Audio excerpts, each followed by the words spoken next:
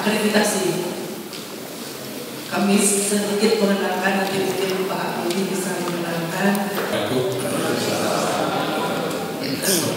Yang saya hormati, alhamdulillah pada hari ini kita mendapat kehormatan untuk dikunjungi oleh Bapak dan Ibu sekalian peserta akreditasi.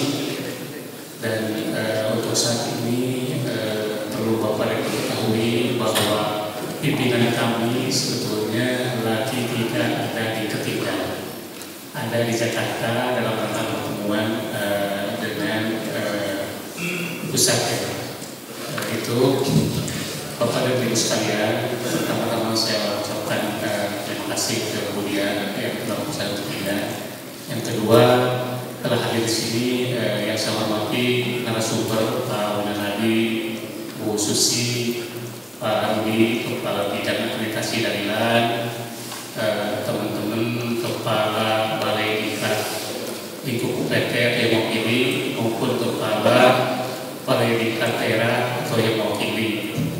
Perlu Bapak Ibu ketahui bahwa di Ketinggalan ini memang banyak ada beberapa kegiatan yang hari ini sehingga para strukturalnya lagi tidak ada di tempat. Ada kunjungan sekarang penyuluh dari veteran bersamaan dengan kegiatan ini. Ada juga tadi penutupan baru saja dari diklat kerjasama dengan Monogiri. Itu dan bagi sekalian saya mengucapkan sekali lagi selamat datang kepada Bapak Ibu sekalian. Untuk itu saya juga akan memperkenalkan Balai Besar Pelatihan Pertanian Ketinggalan ini. Kenalkan, saya Rudi Mas Taufani. Saya kebetulan dipercaya sebagai Kepala Bidang Akreditasi dan Sijat. Akreditasi yang sudah kita lakukan cukup luar biasa kepada Ibu. Tahun 2015 itu kita sudah sampai 41 lembaga diklat yang kita akreditasi, termasuk Pusat Pertanian. Dan tahun ini target kami ada 30, tapi sudah sampai 36. Besok tanggal 24 November ada sidang lagi. Ada sidang ada 11, terus kemudian tanggal 8 Desember ada sidang. Jadi sudah melebihi target. Saya ingin sedikit berbagi tentang kebijakan akreditasi yang ada di LAN. Saya sudah baca di Permen yang 41 ya, Permen 41 2016 tentang akreditasi yang dilakukan oleh Pusat Pertanian. Tidak beda jauh seperti instrumennya, hampir mirip lah ya. Cuman ada beberapa yang indikator-indikatornya penilaiannya ada sedikit beda. Lanjut. Ini pertama overview kebijakan. Jadi akreditasi adalah pemberian kepercayaan atau kelayakan lembaga diklat dalam menyelenggarakan program diklat. Kalau di kami ada program diklat prajabatan dan program diklat kepemimpinan. Terus kemudian adalah pemberian pendelegasian kewenangan akreditasi kepada kementerian atau lembaga pemerintah untuk diklat teknis dan fungsional.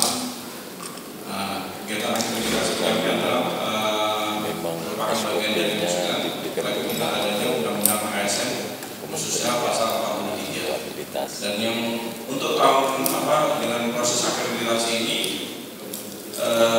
hasil akreditasi ini adalah merupakan input bagi kami untuk melakukan monitoring dan evaluasi untuk lembaga diklat. Kami setiap tahun melakukan monitoring dan evaluasi penyelenggaraan diklat. Kalau ada hal-hal yang perlu kita klarifikasi, kita lakukan ini terutama untuk diklat kepemimpinan dan prajabatan. Apalagi kalau nilainya dia C. Kalau nilainya C itu biasanya sering kita monitoring dan evaluasi, karena nilai C itu hampir tidak terakreditasi. Jadi sering kita lakukan akreditasi. Ada beberapa contoh bisa sampai 4 kali, 5 kali kita lakukan monitoring dan evaluasi, diundang atau tanpa diundang. Karena contohnya kemarin ada beberapa kasus khususnya untuk diklat prajabatan maupun kepemimpinan.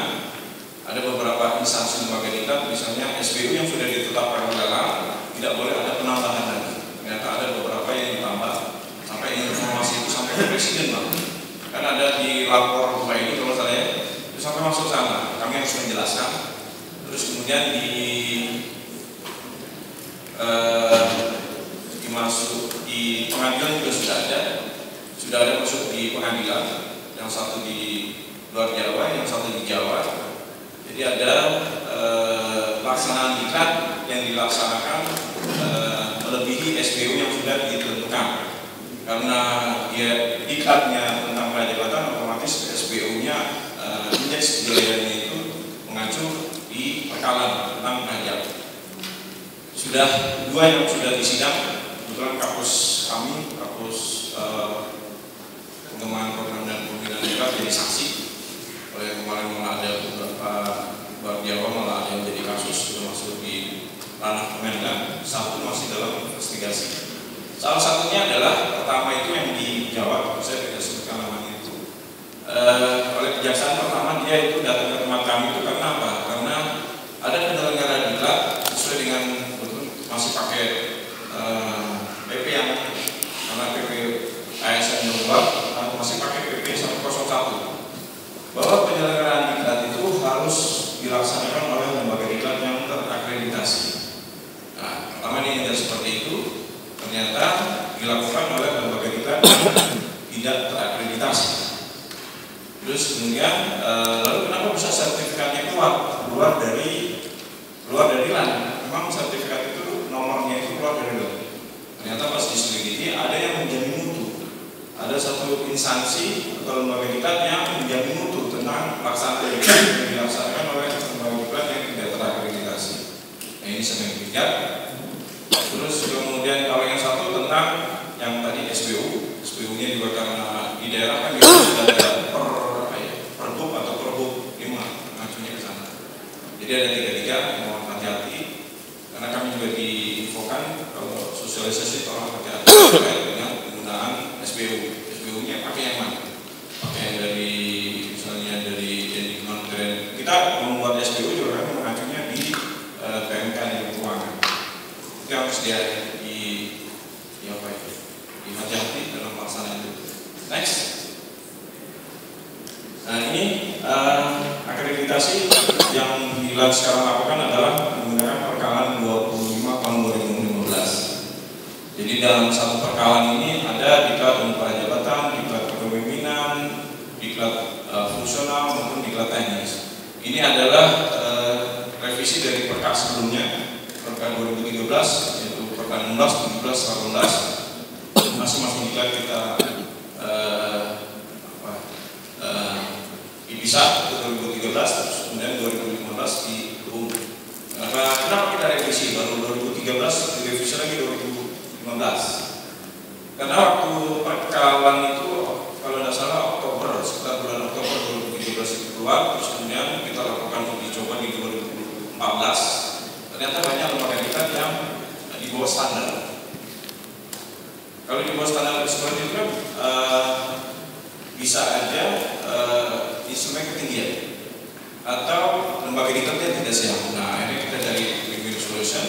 Ini kita revisi, ada beberapa yang kita revisi sehingga lahirlah perkalaan 25 2015 itu sekitar pertengahan 2015. Terus kemudian kita lakukan akreditasi, hasilnya sampai 41 lembaga diklat. Next. Nah ini model akreditasi yang ada di LAN sesuai dengan perkal 25. Kalau untuk diklat prajabatan dan kepemimpinan, LAN langsung melakukan akreditasi ke lembaga diklatnya. Lembaga diklat langsung ke baik di kementerian lembaga maupun di daerah. Tapi kalau diklat teknis dan fungsional kita lakukan akreditasi ke instansi pembinanya, instansi pembina jabatan fungsional atau instansi teknisnya. Kita kasih pendelegasian kewenangan, terus kemudian nanti instansi tersebut yang akan melakukan akreditasi ke perjenis diklat ke lembaga diklat. Ini sudah kita lakukan, ada beberapa lembaga diklat yang sudah kita akreditasi khusus untuk teknis dan fungsional, seperti Kementerian SDM, Kementerian Komunikasi dan Informasi, terus kemudian BKPM, terus terakhir yang sidang kemarin adalah Kementerian Pusdiklat Lingkungan Hidup dan Kehutanan. Ada cerita menarik kemarin waktu Kementerian Kominfo, Komunikasi dan Informasi. Jadi waktu 2015 itu dia mendapat kayak semacam hibah dari pemerintah Korea untuk mendiklatkan PNS sebanyak 1.500 PNS di bidang IT karena ingin menggerakkan e-government di Indonesia. Akhirnya dia turunkan hibah sekitar 1.500 PNS yang didiklatkan di bidang TIK. Itu sebagian di diklatnya, sebagian di Cikarang, PT TIK Cikarang, sebagian lagi di Korea. Nah, setelah proses berjalan, akhirnya pemerintah Korea itu melalui KIK itu melihat bahwa lembaga diklat ini tidak terakreditasi. Hanya cari peraturan undangnya, ternyata yang mengakreditasi PLAN. Nah, akhirnya dari Kominfo itu ke kami minta dibuatkan kayak semacam surat pernyataan bahwa kami dalam proses akreditasi. Padahal belum sama sekali. Nah, karena untuk menjaga hubungan itu dan 1.500 PNS itu bukan untuk diklat 1.500 PNS itu bukan dana yang sedikit kan. Itu banyak, akhirnya kita amankan itu, kita buat surat pernyataan bahwa memang dalam proses akreditasi akhirnya kita proses, kemudian dari KIK-nya yang menerima, akhirnya kita jalan sampai Desember sudah ditagih, kapan ini selesai? Kapan ini selesai? Nah, akhirnya pas sudah selesai, lancar, sekarang hampir selesai diklatnya. Kemudian lanjut, nah, ini adalah proses akreditasinya. Jadi ada akreditasi, sebelum akreditasi lembaga diklatnya seperti apa, terus kemudian akan ada input, ada proses, ada output. Jadi untuk inputnya ini peraturannya, termasuk tadi perkanya, terus kemudian ada dari peraturan-peraturan yang kaitannya dengan di lembaga diklat juga ada. Terus kemudian otomatis ada lembaga diklat yang mengajukan akreditasi. Terus kemudian ada sumber dayanya, baik dari dana, terus kemudian informasinya, ada tim akreditasi. Tim akreditasi ini kami itu ada 3. Yang pertama dari sekretariat, sekretariat, terus kemudian ada tim asesor sendiri, kemudian ada tim penilai. Kemudian yang pentingnya adalah dokumen berkasnya, berkas untuk akreditasi.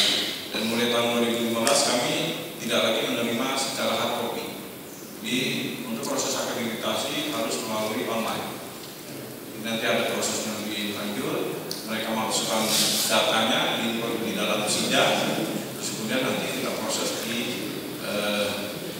di sidangnya secara online. Nah, asesor di kami ada banyak, ada yang dari Jakarta, ada yang dari Bandung, ada yang dari Makassar, ada yang dari Samarinda, ada yang dari Aceh. Mereka kita bekalkan pakai email surat tugas bahwa di akun Anda sudah ada ABC kita. Mereka lakukan penilaian, kemudian nanti setelah itu nanti dilakukan verifikasi datanya secara online. Jadi setelah itu masuk ke dalam proses akreditasi, nanti ada pemberitahuan, dilakukan prosesnya, terus kemudian ada penelitian, penilaian. Jadi dari kami itu setelah berkas masuk, kita lakukan verifikasi dulu oleh tim sekretariat. Apakah data sudah lengkap atau belum? Kalau belum lengkap, kami infokan lagi ke lembaga diklat. Kenapa? Karena kalau datanya masih sedikit, terus kemudian kita kasih ekor ke asesor kemudian asesor ada mana? Kalau data masih sedikit, kami sudah berikan. Jadi kita lakukan verifikasi dulu. Kalau seandainya belum lengkap, kita infokan lagi ke lembaga diklat untuk melengkapi dokumen.